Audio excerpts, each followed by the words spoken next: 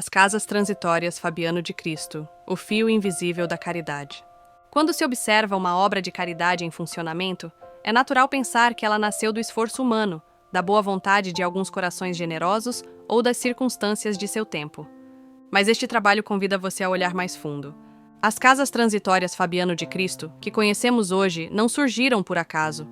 Elas são o resultado de um planejamento maior, silencioso e paciente, elaborado muito além das fronteiras do mundo material. Para que uma obra como essa pudesse existir, acolhendo, protegendo e reerguendo vidas, foi necessário algo mais do que organização ou recursos.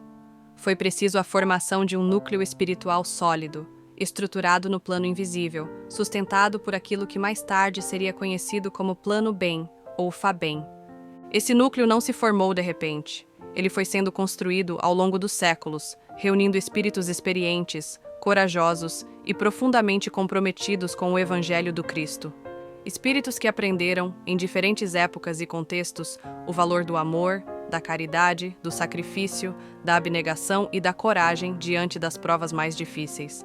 O que uniu essas almas, ao longo do tempo, foi um mesmo princípio: o fio invisível da caridade. Um fio silencioso, mas resistente, que atravessa séculos, conecta experiências, amadurece consciências e transforma aprendizado em serviço. Séculos depois, esse fio invisível daria sustentação a um plano espiritual consciente, voltado à proteção da vida, à educação moral, ao auxílio dos mais vulneráveis e ao amparo à reencarnação, permitindo que a caridade deixasse de ser apenas gesto espontâneo e se transformasse em obra permanente. É esse encadeamento, do início da era cristã até os dias de hoje, que este trabalho busca revelar. Um fio que une passado e presente, céu e terra, inspiração espiritual e ação concreta. Ao longo deste vídeo, você perceberá que a verdadeira caridade não nasce do improviso. Ela é construída no tempo, sob a inspiração do mais alto, pelas mãos daqueles que aceitaram servir em nome de Jesus Cristo. O cristianismo nascente e o fio invisível da caridade, séculos I e II. No século I da era cristã, o cristianismo ainda não possuía reconhecimento institucional nem proteção legal. Seus adeptos viviam à margem da sociedade romana, frequentemente perseguidos por professarem uma fé considerada subversiva à ordem vigente. Nesse ambiente hostil, o Evangelho de Jesus não se expressava por meio de estruturas formais de poder, mas através de comunidades simples como a Casa do Caminho e, sobretudo, por escolhas morais profundas, vividas no silêncio, na renúncia e na caridade cotidiana. E neste cenário da fé viva que nasce a caridade cristã. É nesse mesmo cenário que surgem figuras centrais do cristianismo primitivo, muitas vezes ausentes dos registros históricos tradicionais, mas decisivas na edificação espiritual da fé nascente. Entre elas destaca-se Lésio Munácio, personagem apresentado por Emmanuel no romance 50 anos depois. Lésio é descrito como cristão de caráter firme, profundamente fiel aos ensinamentos de Jesus, vivendo o Evangelho na prática do amor ao próximo, da renúncia pessoal e da responsabilidade moral. Após ser auxiliado por Cneio Lúcius, promove em si mesmo uma transformação profunda, abandonando uma vida anterior marcada por crimes e passando a servir ao Cristo de forma silenciosa e coerente, e pelo exemplo íntimo e pela fidelidade inabalável aos princípios cristãos. Segundo a tradição espiritual apresentada por Emmanuel, esse mesmo espírito retornaria mais tarde à vida terrena como Dom Dinis I, rei de Portugal, estabelecendo um elo claro entre a vivência cristã primitiva e futuras responsabilidades de alcance coletivo. Ainda nesse período surge Nestório, personagem central do mesmo romance, que havia sido anteriormente o senador romano Públio Lentulus, narrado em Há 2000 anos. Reencarnado em Éfeso no ano 131, de origem judaica, Nestório é escravizado e levado a Roma, onde enfrenta duras provas morais. Diferentemente de figuras idealizadas, sua trajetória é marcada por conflitos interiores, quedas e esforço perseverante de regeneração. Emmanuel apresenta, por meio de Nestório, o cristianismo como caminho educativo da alma, no qual o erro é reconhecido e convertido em aprendizado. Ao identificar-se posteriormente como tendo vivido essa existência, Emmanuel confere à narrativa um significado profundo. A autoridade moral não nasce da infalibilidade, mas da superação sincera das próprias fragilidades. No século II, outros personagens completam esse núcleo espiritual. Crispo, jovem cristão cuja trajetória é narrada em Ave Cristo, simboliza a vulnerabilidade extrema dos primeiros seguidores de Jesus, de inúmeros cristãos anônimos que contribuíram para a consolidação espiritual do cristianismo nascente. Sabemos pela tradição espiritual revelada por Chico Xavier, através do seu guia espiritual Emmanuel, que o jovem Crispo, séculos depois, voltaria na pessoa do Sr. José Gonçalves Pereira, fundador da Casa Transitória Fabiano de Cristo de São Paulo, mostrando a ligação entre o núcleo do cristianismo primitivo e as casas transitórias de hoje. Ao lado dele surge Rufo, cuja existência discreta representa a fidelidade vivida no cotidiano, sem reconhecimento social. Chamado a renegar sua fé, é sacrificado de forma brutal diante da esposa e das filhas. Segundo a tradição espiritual, esse mesmo espírito retornaria séculos depois como Eurípides Barçanufo, educador e grande trabalhador da caridade no Brasil do início do século XX, demonstrando como a fidelidade silenciosa do cristianismo primitivo se projeta, no tempo, em missões educativas e assistenciais de maior visibilidade. Completa esse conjunto a figura de Blandina, também apresentada em Ave Cristo, que encarna a ternura, a abnegação e o amor consolador. Acolhida por Basílio, Emanuel reencarnado, músico e escravo cristão, e por sua filha adotiva Lívia, Blandina expressa o aspecto maternal do cristianismo nascente, vivido por gestos de fé em Cristo e sacrifício. Esse mesmo espírito retornaria mais tarde como Meimei, cuja atuação amorosa e profundamente educativa marcaria de forma indelével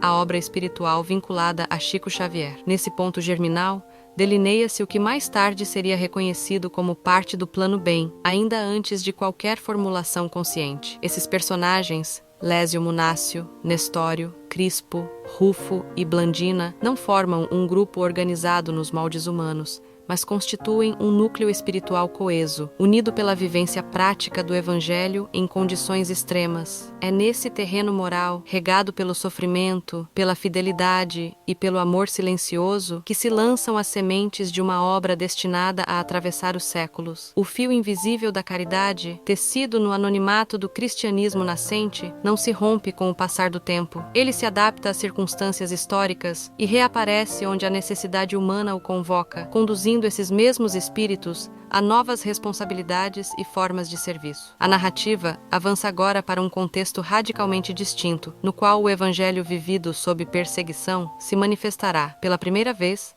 na condução consciente de um reino. À medida que o cristianismo se afasta de suas origens marcadas pela perseguição e pelo anonimato, o fio invisível da caridade conduz os mesmos espíritos a novas responsabilidades, agora em contextos de autoridade e organização social. O século XIII, em Portugal, oferece um exemplo claro dessa transição, ao revelar como a vivência íntima do Evangelho pode se manifestar na condução consciente de um reino. Nesse cenário, destaca-se a figura de Dom Dinis I, rei de Portugal, cujo reinado se distingue não apenas por conquistas administrativas, mas por uma concepção de poder orientada pelo bem comum. Governando em um período de disputas territoriais e instabilidade política, Dom Dinis I imprime ao reino uma direção marcada pela organização, pela justiça e pela visão de longo prazo. Sua atuação demonstra preocupação constante com a construção de estruturas duradouras que servissem à coletividade, mais do que à glória pessoal. Durante seu reinado, promove a reorganização da administração pública, incentiva a agricultura, estimula o povoamento e fortalece a identidade nacional portuguesa. A fundação da Universidade de Coimbra simboliza sua compreensão da educação como pilar essencial do desenvolvimento social e moral. Essas realizações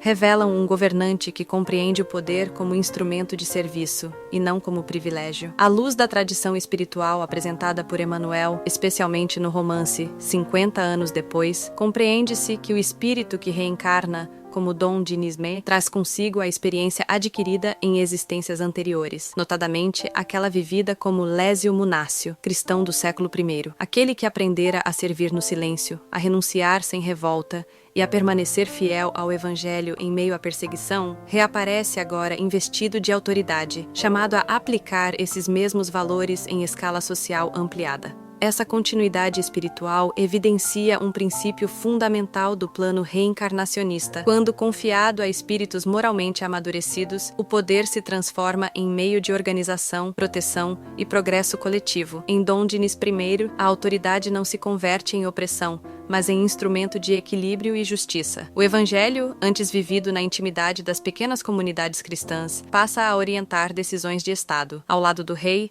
destaca-se a figura de Isabel de Aragão, sua esposa, posteriormente canonizada como Santa Isabel de Portugal. Se Dom Dinis representa a dimensão organizadora do poder, Isabel encarna a caridade ativa e compassiva, voltada diretamente aos pobres, enfermos e desvalidos. Sua atuação não se limita a gestos ocasionais, mas se integra de forma permanente à sua vida e à sua compreensão profunda do Evangelho. Isabel humaniza as estruturas do poder, lembrando que nenhuma organização social se sustenta sem misericórdia. Nesse mesmo encadeamento espiritual, as revelações posteriores da literatura de André Luiz indicam que a Rainha Santa Isabel prossegue, no plano espiritual, em condição elevada, sendo reconhecida como o espírito de veneranda, que aparece na colônia espiritual Nosso Lar. Essa associação reforça a unidade do fio invisível. A caridade vivida no poder terreno não se encerra na história medieval, mas se prolonga como serviço e orientação no mundo espiritual. Enquanto o rei estrutura o reino,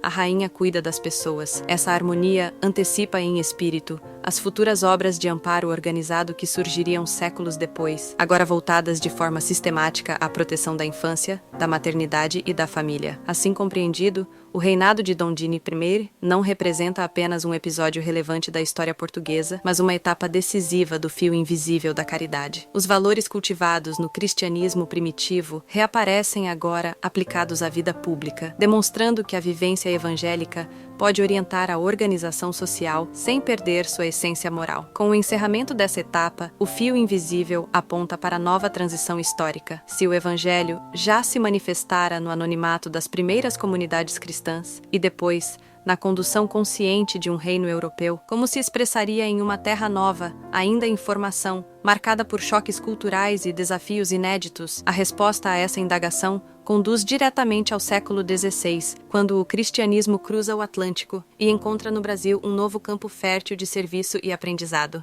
Com a transição do cenário europeu medieval para o início da colonização americana, o fio invisível da caridade encontra um novo campo de expressão. O século XVI marca a chegada do cristianismo ao Brasil, em um contexto de profundas tensões, interesses econômicos, choques culturais, conflitos com povos indígenas e ausência de estruturas sociais consolidadas. Nesse ambiente, o Evangelho não poderia ser apenas anunciado, precisava ser vivido como mediação, renúncia e serviço contínuo. A vinda dos primeiros missionários jesuítas em 1549, inaugura essa etapa decisiva. Entre eles, destaca-se o padre Manuel da Nóbrega, líder do grupo inicial e figura central na organização espiritual da colônia. Segundo a tradição espiritual apresentada por Chico Xavier, Nóbrega é o próprio Emanuel reencarnado em terras brasileiras, o mesmo espírito que séculos antes viveu a experiência de Nestório, em Roma, no romance 50 anos depois. Essa continuidade confere unidade ao fio invisível, o mentor que aprendera no passado,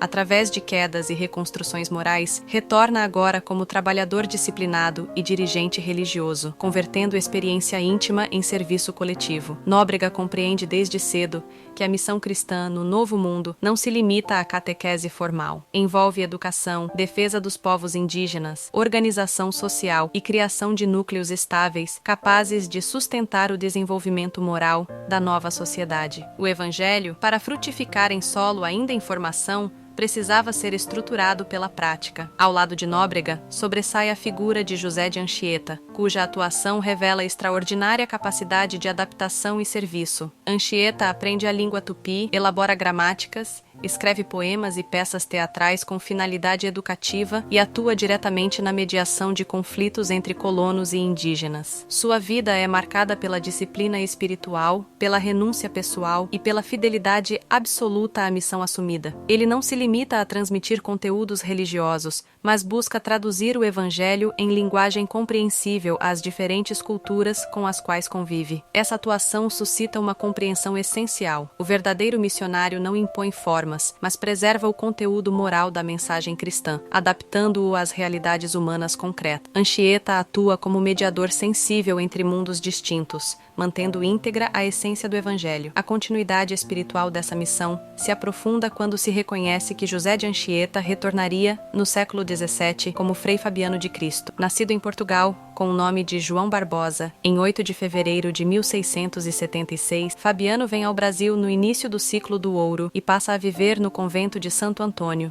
no Rio de Janeiro. Após doar integralmente seus bens aos pobres e ao convento, assume uma vida de caridade silenciosa como enfermeiro, porteiro e servidor humilde, amparando doentes, acolhendo necessitados e, segundo tradições históricas, protegendo escravizados em fuga. Aquele que ajudara a fundar espiritualmente uma cidade retorna agora ao anonimato do cuidado diário, demonstrando que a grandeza espiritual não depende da visibilidade da função, mas da fidelidade ao amor cristão. Não por acaso, as casas transitórias levam o nome de Fabiano de Cristo, reconhecendo nele o patrono de uma caridade vivida sem ostentação. Entretanto, a fundação espiritual do Brasil, e em especial da futura cidade de São Paulo, não se explica apenas pela atuação dos missionários. Surge também a figura singular de João Ramalho, português profundamente integrado à vida indígena, genro do cacique Tibiriçá, elo decisivo entre os mundos europeu e nativo. João Ramalho não atua como sacerdote nem como governante formal, mas como mediador cultural, sustentando a convivência possível entre grupos profundamente distintos em um contexto de tensão permanente. Segundo a tradição espiritual apresentada por Emmanuel, o espírito que governara Portugal, como Dom Dinis, primeiro retorna agora como João Ramalho. Se antes exercera a autoridade pública,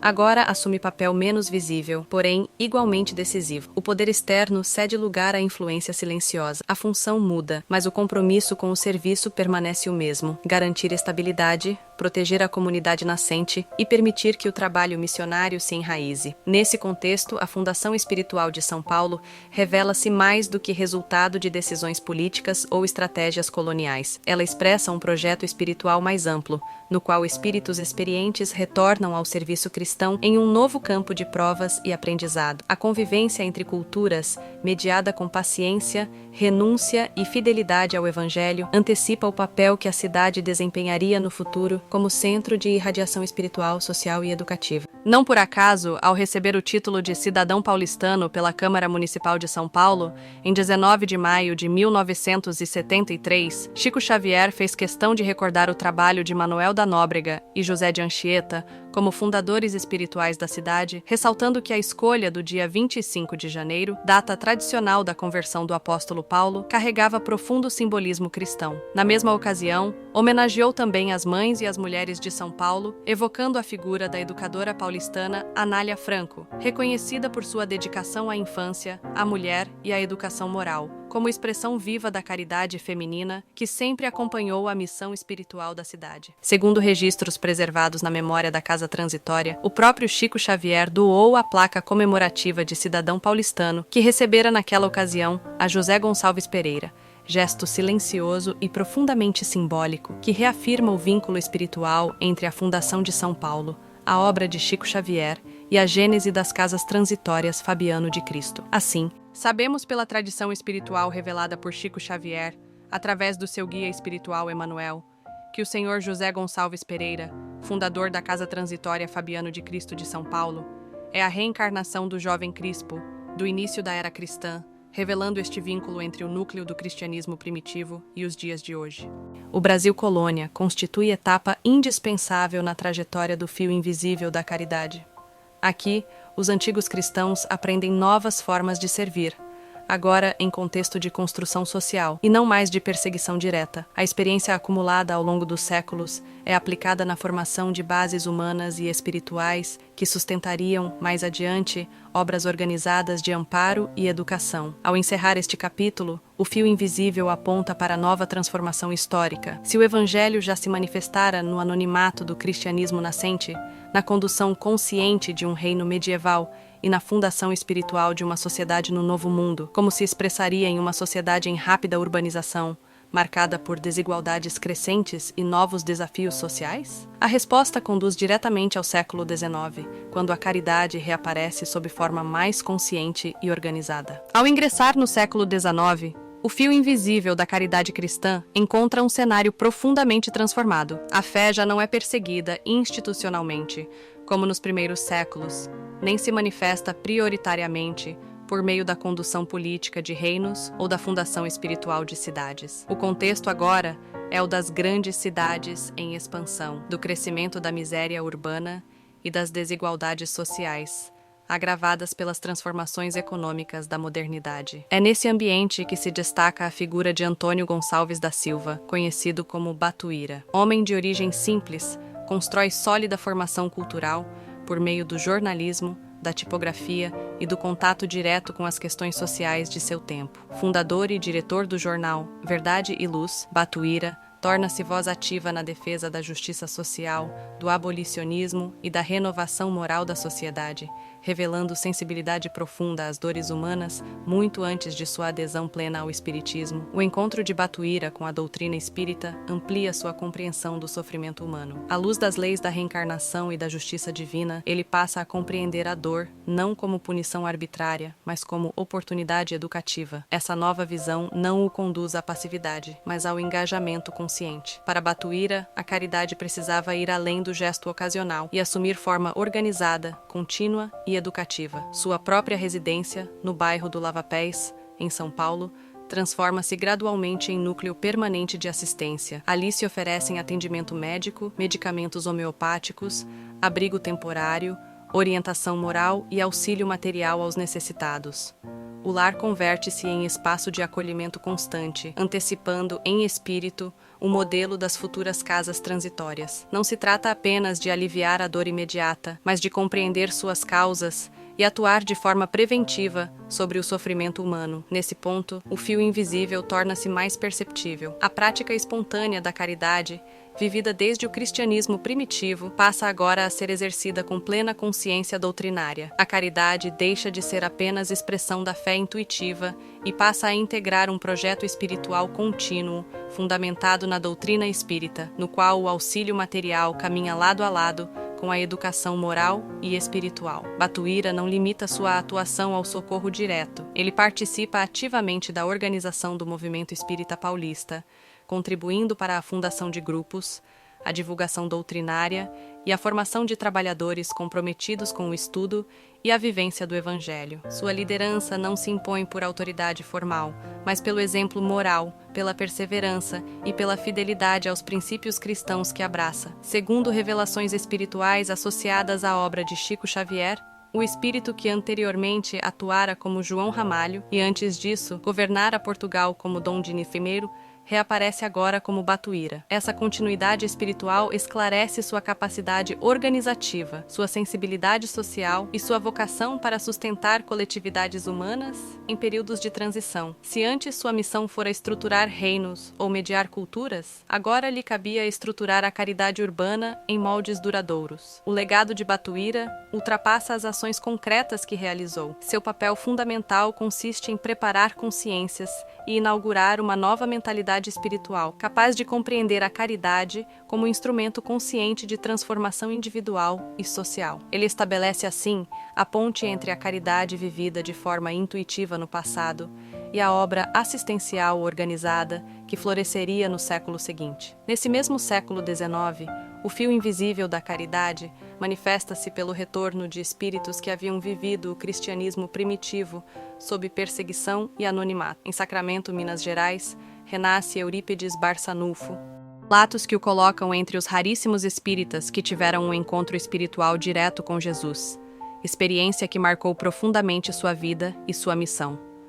Como lembrança viva desse compromisso com o amor ao próximo, permanecem também as centenas de curas realizadas por meio da homeopatia, preparada por ele e por suas irmãs, sempre oferecida gratuitamente aos que sofriam. Eurípides Barçanufo não foi apenas um divulgador do espiritismo.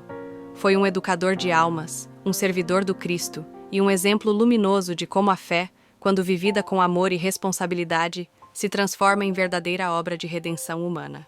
Eurípides fora, no século II, o cristão rufo, cuja fidelidade silenciosa ao Evangelho culminara no sacrifício da própria vida. O retorno, agora em contexto de maior liberdade religiosa, permite-lhe transformar o martírio de outrora em serviço educativo consciente. Quase no mesmo período, ressurge na vida brasileira Bezerra de Menezes, médico, político e líder espírita, consagrado como o médico dos pobres. Segundo as revelações espirituais apresentadas por Emmanuel no romance Ave Cristo, Bezerra fora, no século I, Apio Corvino, personagem profundamente ligado às lutas morais do cristianismo nascente. O espírito que fora um dos primeiros cristãos retorna agora como servidor dos enfermos e dos desamparados, integrando ciência, caridade e consolação espiritual. A presença quase simultânea de Eurípides Barçanufo e Bezerra de Menezes no século XIX evidencia que não se tratava de iniciativas isoladas, mas de um movimento espiritual coordenado, no qual antigos cristãos retornam à vida material para consolidar, em bases conscientes, educativas e médicas, a prática do bem que haviam iniciado sob o signo do sacrifício.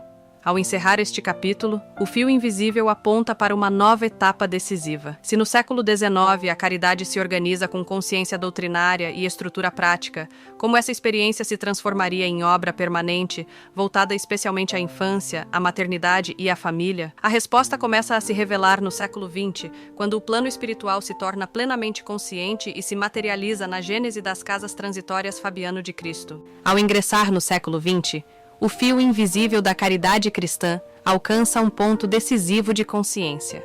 Se nos séculos anteriores a obra se manifestara pela fé vivida, pelo serviço espontâneo e pela organização progressiva da caridade, agora ela passa a ser compreendida como plano espiritual deliberado, sustentado pela doutrina espírita e pela revelação cada vez mais clara da interação entre os dois planos da vida. Nesse contexto, destaca-se a figura de Chico Xavier, cuja mediunidade amplia de forma inédita a compreensão do cristianismo redivivo no Brasil. Por meio de sua produção psicográfica, especialmente nas obras Há 2000 anos, 50 anos depois, Ave Cristo e Renúncia, o passado espiritual de diversos personagens deixa de ser apenas narrativa histórica e passa a assumir função pedagógica, revelando a continuidade das existências e a coerência do aprendizado moral ao longo do tempo. Chico não se apresenta como protagonista da obra, mas como instrumento fiel de um plano superior, orientado principalmente pelo espírito Emmanuel. A atuação de Chico Xavier não se limita à divulgação doutrinária. Sua mediunidade tem objetivo claro: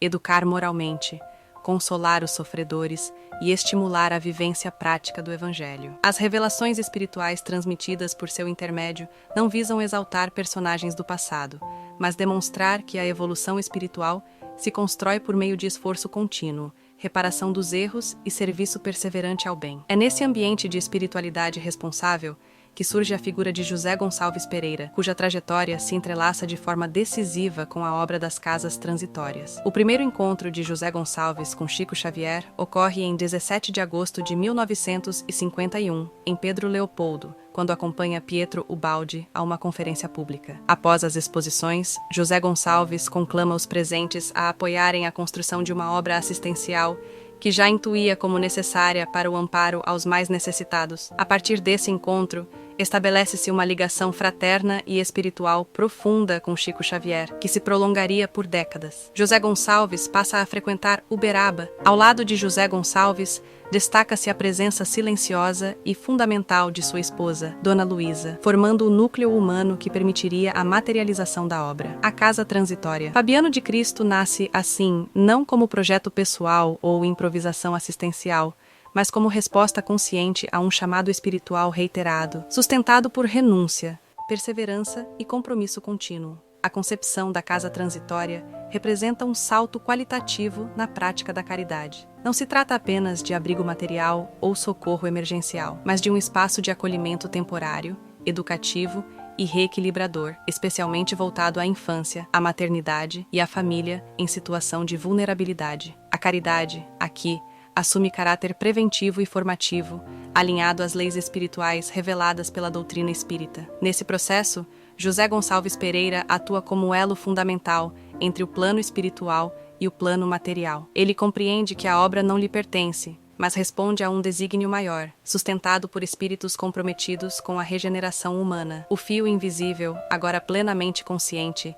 deixa de agir apenas por intuições isoladas e passa a se expressar como projeto espiritual estruturado, preparando o terreno para a expansão das casas transitórias e para a consolidação do chamado Plano Bem. Nesse momento da narrativa, torna-se possível compreender com maior clareza a existência de um plano espiritual estruturado, conhecido inicialmente como Plano Bem, cuja finalidade central é o apoio consciente ao processo da reencarnação, especialmente nos momentos de maior vulnerabilidade da vida humana. O nome Bem representa os espíritos Bezerra de Menezes, Eurípides Barçanufo e Meimei, reunidos em torno de um mesmo ideal de caridade educativa, consoladora e preventiva. Posteriormente, por sugestão de José Gonçalves Pereira, o plano passa a ser denominado FABEM, incorporando também Fabiano de Cristo, Anália Franco e Batuíra, sem excluir os demais benfeitores espirituais envolvidos. Trata-se, portanto, de um plano de amparo à reencarnação, no qual a caridade não se limita ao socorro imediato, mas atua de forma educativa, estruturada e contínua, preparando o espírito para a vida material e auxiliando sua reorganização moral no retorno à experiência terrestre. A expansão da casa transitória Fabiano de Cristo para além da capital paulista não ocorre por acaso, nem por mera iniciativa administrativa. Ela segue a lógica do fio invisível da caridade. A obra se desloca geograficamente à medida que surgem, no plano material, espíritos preparados para sustentar sua continuidade com fidelidade aos princípios que lhe deram origem. É nesse contexto que se estabelece o elo de Pindamonhangaba, no Vale do Paraíba. A figura central dessa etapa é Carlos Eduardo de Mesquita, fundador da Casa Transitória Fabiano de Cristo, em Pindamonhangaba.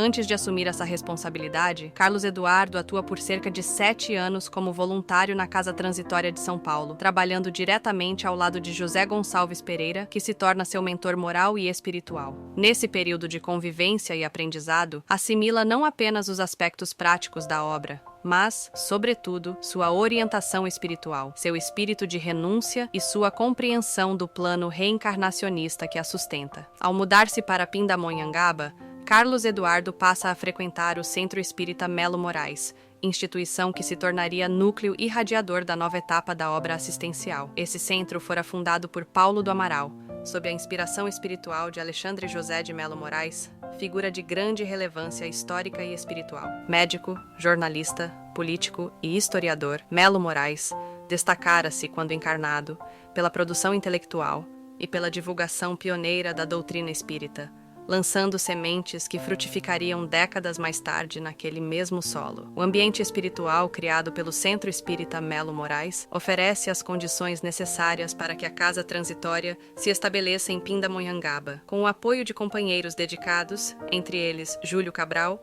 Benedita Cabral Martim e Elizabeth Ferreira Santos. Carlos Eduardo passa a estruturar, passo a passo, a nova frente de trabalho assistencial, sempre tomando como referência o modelo moral e espiritual aprendido em São Paulo. Assim, em 22 de maio de 1977, nasce oficialmente a Casa Transitória Fabiano de Cristo de Pindamonhangaba, sob inspiração e amparo do plano superior. A fidelidade ao plano espiritual é reforçada por um aspecto singular dessa etapa, a vivência direta com Chico Xavier, possibilitada ao longo de décadas pelo apoio generoso de Dona Yolanda César, mãe do jovem desencarnado Augusto César Neto, mentor espiritual da Mocidade Espírita Augusto César Neto, de Pindamonhangaba. Por muitos anos, especialmente no mês de setembro, caravanas da Casa Transitória de Pindamonhangaba visitam Uberaba, mantendo contato direto com Chico Xavier em sua residência, recebendo orientações, estímulos e mensagens de benfeitores espirituais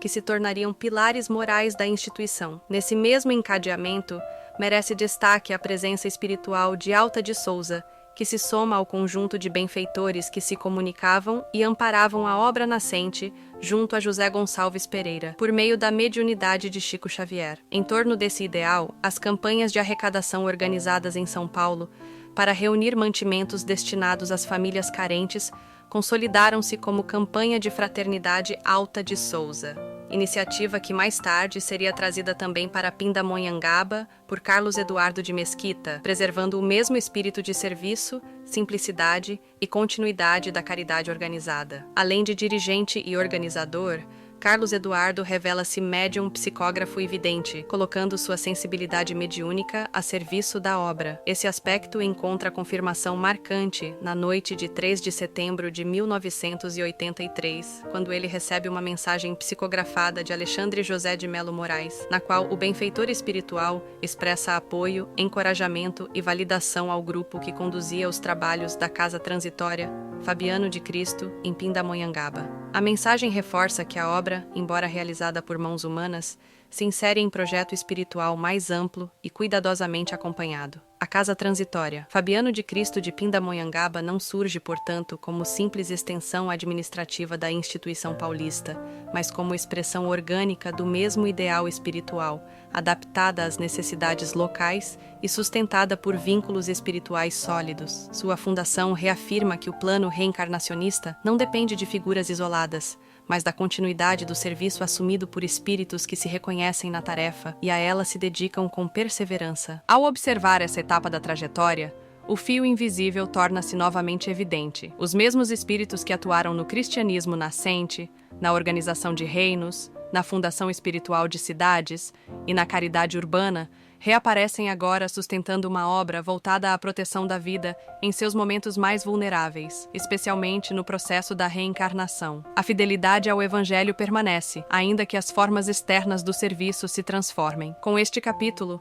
a narrativa aproxima-se de sua dimensão mais elevada. Para compreender plenamente a Casa Transitória Fabiano de Cristo, torna-se necessário elevar o olhar e considerar sua correspondência no plano espiritual, onde a obra encontra seu modelo original e sua finalidade mais profunda. A Casa Transitória Fabiano de Cristo, enquanto obra materializada na Terra, não nasce apenas da iniciativa humana, nem se explica unicamente por circunstâncias sociais. Sua origem e finalidade encontram paralelo direto em instituições espirituais que antecedem e inspiram sua realização no mundo físico. Essa realidade é apresentada de forma clara por André Luiz, no capítulo 4 da obra Obreiros da Vida Eterna, psicografada por Chico Xavier. Nessa descrição, surgem as casas transitórias do plano espiritual, instituições destinadas ao acolhimento, preparo e reequilíbrio de espíritos que se encontram às vésperas da reencarnação ou em processo de reajuste após experiências difíceis. Não se tratam de abrigos passivos, mas de verdadeiros núcleos educativos, organizados segundo as leis divinas e o respeito ao livre-arbítrio. Nessas casas transitórias espirituais,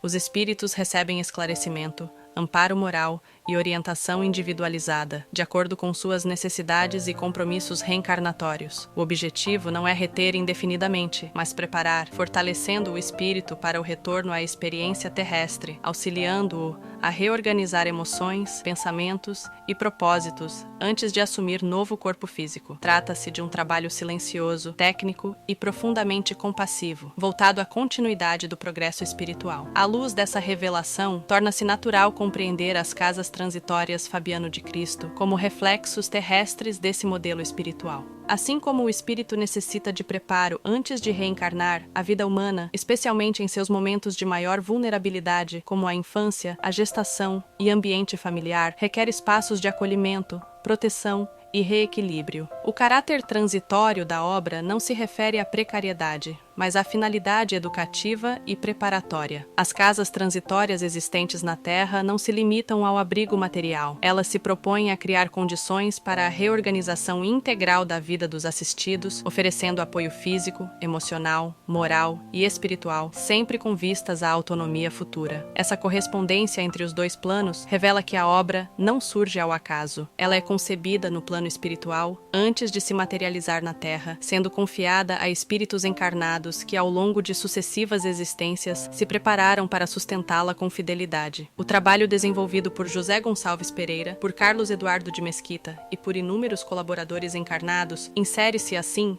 em uma engrenagem maior, onde cada gesto humano encontra respaldo e acompanhamento no plano superior. Nesse contexto, o plano bem, Fabem, encontra sua compreensão mais profunda. Ele não se limita à inspiração inicial das casas transitórias, mas expressa uma estrutura permanente de apoio à reencarnação, na qual benfeitores espirituais como Bezerra de Menezes, Eurípides Barçanufo, Meimei, Fabiano de Cristo, Anália Franco, Alta de Souza e Batuíra atuam de forma coordenada, orientando e sustentando a obra, tanto no plano invisível quanto no visível. Outro aspecto essencial revelado por essa visão integrada é que o trabalho espiritual não se encerra na fundação ou manutenção das casas transitórias. Ele se estende ao acompanhamento constante dos espíritos envolvidos, encarnados e desencarnados, garantindo que a obra terrestre permaneça alinhada aos objetivos superiores que lhe deram origem. As instituições espirituais funcionam como centros de planejamento, avaliação e suporte, assegurando continuidade, coerência e fidelidade ao propósito maior da caridade educativa. Essa sustentação espiritual manifesta-se também de forma concreta e pessoal no apoio constante oferecido por Chico Xavier às casas transitórias, tanto a de São Paulo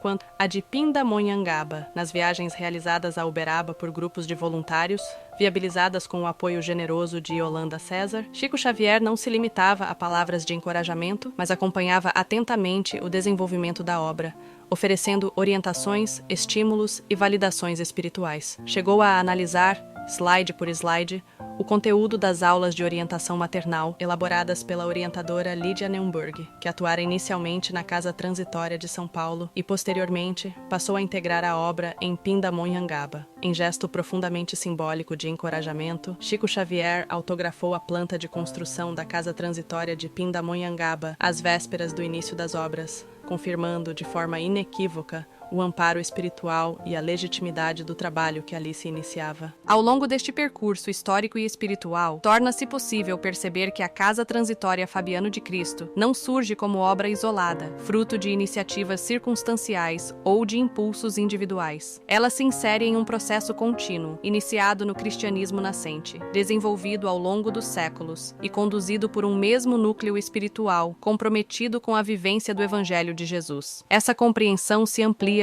quando se reconhece que as casas transitórias terrestres refletem um modelo existente no plano espiritual, destinado ao acolhimento e preparo de espíritos em processo de reencarnação. É nesse sentido que o plano Bem, posteriormente ampliado para plano Fabem, se revela como um plano de amparo aos espíritos endividados, oferecendo-lhes apoio, equilíbrio e condições para um retorno mais digno e consciente à vida material. Trata-se de uma caridade levada ao seu grau mais elevado, pois não espera reconhecimento, gratidão ou retribuição de qualquer espécie. A Casa Transitória Fabiano de Cristo expressa, assim, a essência do ensinamento maior de Jesus: amar ao próximo como a si mesmo, servindo sem esperar nada em troca, acolhendo sem julgar e educando pelo exemplo. Seu lema sintetiza essa missão com clareza e profundidade: amparar a criança, fortalecendo-lhe a família. Sob a égide de Jesus, a caridade permanece viva. Transformam-se os contextos históricos, renovam-se as formas do serviço, mas o princípio eterno se mantém: amar, educar e servir ao próximo, preparando o espírito humano para a vida maior. Unidos por esse ideal maior, esses trabalhadores do bem sustentaram um fio invisível de caridade que atravessou gerações, superou provas e se transformou em acolhimento, proteção e esperança para os que dela mais necessitam. Sob a égide de Jesus, esse fio continua vivo. Ele nos recorda que a verdadeira caridade não pertence ao passado, nem a poucos escolhidos. Ela é um chamado permanente, que convida cada coração a se tornar parte dessa obra de amor, como trabalhadores fiéis de Jesus.